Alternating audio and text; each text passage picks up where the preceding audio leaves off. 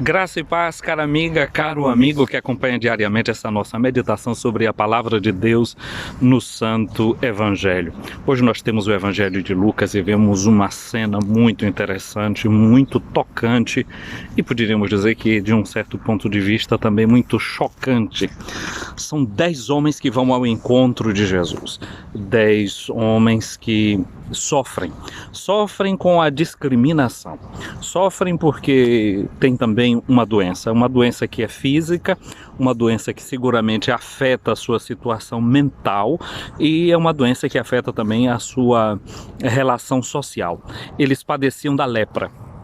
E de acordo com o costume antigo, quem sofria da lepra tinha que ser, no tempo do Antigo Testamento, colocado para fora do acampamento, para que os outros não fossem contagiados, para que os outros pudessem viver sãos. Nos dias de hoje nós estamos vendo com o Covid, com o que é que acontece, né? Temos que andar de um lado para o outro carregando a nossa máscara, temos que nos proteger porque a gente pode ser um portador do vírus e não ter nenhum sintoma, não ter nenhuma demonstração de que estamos com ele. Precisamos também ter responsabilidade pela saúde do outro. Um leproso, quando via gente chegando, passando pela estrada, eles deviam começar a gritar: leproso, leproso, e se afastar daquela pessoa. Jesus está caminhando, indo para Jerusalém. E 10 leprosos, quando veem Jesus, gritam: Jesus, Senhor, Mestre, tem compaixão de nós. E Jesus os vê. E o que acontece quando Jesus olha para cada uma e para cada um de nós? Ele tem sempre misericórdia. E Jesus disse para ele: olha, vão para os sacerdotes, mostrem-se para eles. O que é que eles deveriam fazer indo para os sacerdotes? Quem era curado de lepra devia ir até o sacerdote para receber um certificado de que estava tudo bem com ele, ele podia voltar ao convívio social. Acontece que esses 10 homens, eles olham para os braços dele, para as pernas. Se tivesse um espelho, se olhavam no rosto, mas um vê o rosto do outro e vê que estão leprosos. De todas as formas, eles fazem o que Jesus disse para que eles fizessem. Eles se colocam a caminho, vão ao encontro dos sacerdotes. E o que é que eles notam? Notam que ficaram curados. Penso que aqui tem um ensinamento para nós. É preciso acreditarmos na palavra de Jesus e é preciso nos colocar em movimento. O movimento faz bem, não é? Andar faz bem para a mente. Olha, uma coisa boa, que é boa para a saúde. Você sabia que quanto mais a gente se movimenta, a gente faz nascer células novas no nosso cérebro e a gente pode prevenir doenças como o Alzheimer, a demência? Olha, é uma coisa boa, movimentar-se. Mas não é disso que fala o Evangelho seguramente, mas a igreja, de acordo com os Atos dos Apóstolos, era chamada de o caminho. Isso mostra que a nossa salvação, a purificação do nosso coração é uma coisa que se dá no caminho. É um processo, exige uma pedagogia. A gente tem que aprender a caminhar e caminhar na confiança. E na medida que a gente caminha, a gente cresce, a gente se purifica, a gente chega naquele ponto onde Jesus está, onde Jesus quer que a gente esteja. É preciso acreditar. Mesmo que a gente não veja logo os resultados, é preciso dar o primeiro passo. Um primeiro passo pode ser muito pequeno, aquilo que dizia Neil Armstrong quando pisou na Lua, não é? Disse, isso aqui é um pequeno passo para um homem, mas é um grande passo para a humanidade. Na nossa conversão, fazer o primeiro passo é muito importante. E quando a gente faz o primeiro passo, nem sempre a gente está vendo os resultados. Esses leprosos deram o primeiro passo e quando foram caminhando, notaram que ficaram curados. 9 resolveram continuar a estrada e ir até os sacerdotes e um resolveu voltar para agradecer. Como é bom agradecer, como agradecer faz bem. Esse que voltou para agradecer a Jesus era um estrangeiro, ele era um samaritano. E vocês sabem, samaritanos não se dão muito bem com judeus. A gente conhece o capítulo 4 do Evangelho segundo João, onde uma samaritana, quando Jesus pede um copo de água para ela, diz: como é que você que é judeu pede de beber a mim que sou samaritana? Mas nota aqui uma coisa, esses 10 aí estavam todos juntos, tinha israelitas e um samaritano no meio deles. Acabou toda a diferença.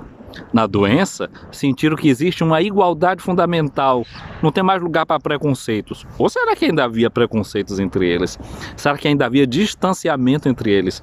Tinha um distanciamento social, tinha um distanciamento mental, distanciamento religioso. Mas será, como era que eles viviam? Isso a gente não sabe.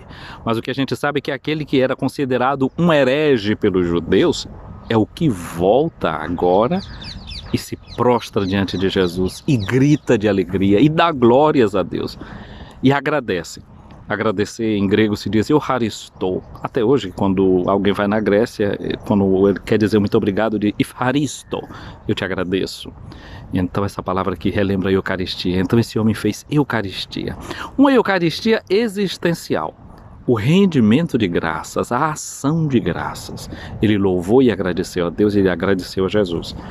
Jesus chamou a atenção e disse, não foram 9 os que ficaram curados? Agora só voltou um. Este estrangeiro, este samaritano, foi o único que voltou para dar graças. Você é uma pessoa agradecida, você sabe agradecer, você agradece. A Eucaristia cura, o agradecimento cura. Jesus disse para aquele homem que tinha voltado para agradecer, a tua fé te salvou. A fé dos outros foi suficiente para curar, mas foi esse o único que escutou que a sua fé o tinha salvado. Como é bom quando a gente faz a experiência da salvação no meio da nossa gratidão. Pois bem, neste dia em que a gente vê Jesus com esse cuidado com este homem leproso, com esses 10 leprosos e mostra o testemunho de um deles, a gente lembra que a liturgia da igreja hoje celebra a memória de um santo que se tornou bispo da igreja. Ele ainda estava se preparando para o batismo, o nome dele era Martinho. Nasceu na Panônia, hoje é uma região tipo Croácia e Hungria, nessa região do mundo. Ele era um soldado romano e ele encontrou um homem numa noite de frio, padecendo, morrendo de frio. Quando ele viu aquilo, ele pegou o seu manto, rasgou no meio com a espada e deu para o homem se abrigar. E naquilo ele fez a experiência daquilo que Jesus disse, foi a mim que o fizeste. Ele sentiu a salvação entrando no seu coração. É interessante que aqui na Europa, nesse mês de novembro, nos primeiros 15 dias de novembro, a temperatura se levanta. Quando estamos vivendo o outono, está tudo esfriando, já estamos a um mês do inverno e ao contrário, a temperatura se levanta. Começa a ficar mais quente e isso é chamado, é um fenômeno meteorológico, como aí no Brasil existe o veranico de maio, aqui na Europa se fala do verão de São Martinho, a temperatura que aumenta. Isso para lembrar esse gesto de caridade feito por São Martinho, a lembrança desse gesto de amor. No próximo domingo, o 33º do tempo comum, é o domingo que é chamado Jornada do Pobre. É a quarta. Quem instituiu essa jornada foi o Papa Francisco. No dia que o Papa Francisco foi eleito, ele lembrou a todas as pessoas que o cardeal Rumes, o arcebispo emérito de São Paulo, disse para ele, lembra-te dos pobres, não esqueça dos pobres.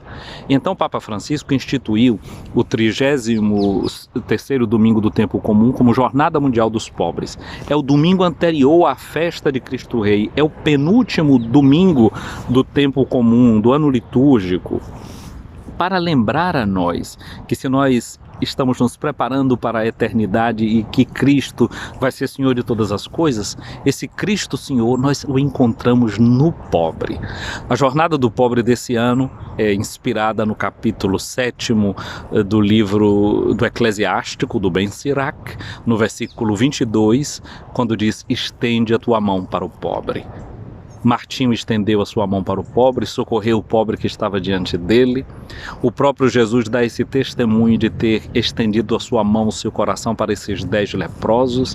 E é assim que nós vamos encontrar também a nossa salvação, estendendo a nossa mão para o pobre. E é Jesus que vai nos dizer, tudo que fizeste ao menor dos meus irmãos, foi a mim que o fizeste. Que o dia de hoje seja um dia para alimentar em nós a gratidão e a responsabilidade em relação aos nossos irmãos e irmãs mais necessitados.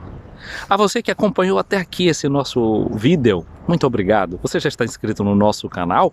Então, obrigado. Se você não está inscrito, se inscreva. Não é agora você não levanta a mão somente, estende a sua mão para o pobre, estende a sua mão aí para se inscrever também neste canal, através do qual a gente quer deixar a vida com gosto do Evangelho, espalhando sempre as boas notícias.